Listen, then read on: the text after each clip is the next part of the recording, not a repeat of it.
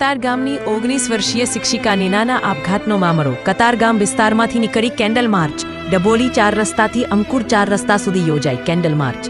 મોટી સંખ્યામાં લોકો આ કેન્ડલ માર્ચમાં જોડાયા। પાટીદાર અગ્રણી અલ્પેશ કથિરિયા, ધાર્મિક માલવિયા, વિજય માંગુકિયા સહિત મોટી સંખ્યામાં લોકો ઉપરથી રહ્યા। ઉપરાંત કોંગ્રેસના નેતા પ્રતાપ દુધાત અને આપણા વિસાવદરના ધારાસભ્ય ગોપાલ ઇટાલિયા પણ કેન્ડલ માર્ચમાં જોડાયા।